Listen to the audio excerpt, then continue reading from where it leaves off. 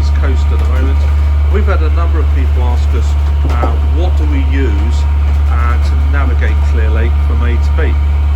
So what you're seeing at the moment is our chart station with a good sized chart table and array of navigational instruments that we use. So we do use a combination of traditional paper charts and books and also a lot of electronic devices as well. So just zooming in now and having a look at what we've got. So first of all, we're looking at our radar. Our radar is a great tool, especially at night, for picking up other ships.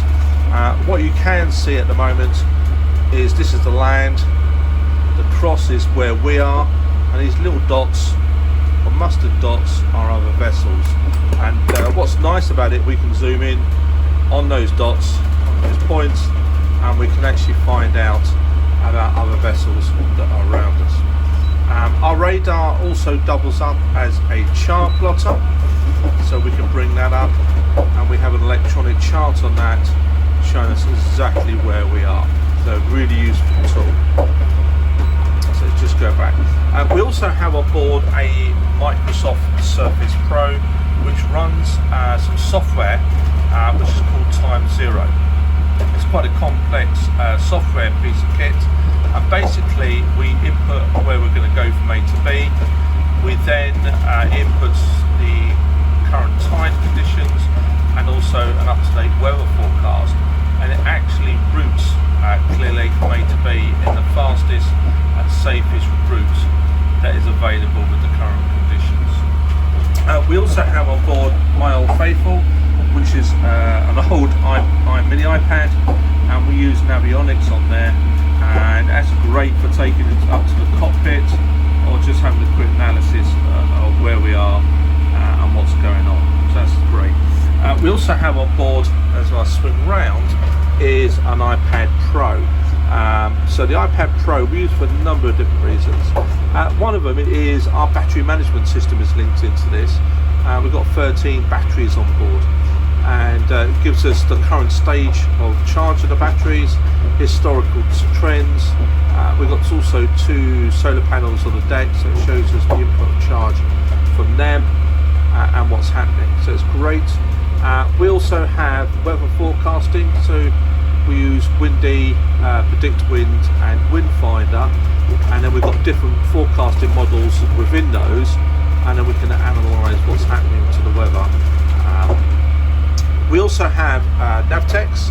So Navtex is a device that picks up information from land stations approximately up to 400 miles from the coastline, and that gives us again weather forecast for the shipping area that we're in, and also gives us navigational warnings of any issues. So yesterday we had a scary one where the orcas have been attacking vessels at the bottom of Portugal and the top of Portugal, and they issued a warning yesterday.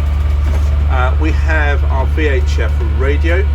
So our VHF radio allows us to communicate with other vessels, with marinas and with the ports. We also have there is our sat phone.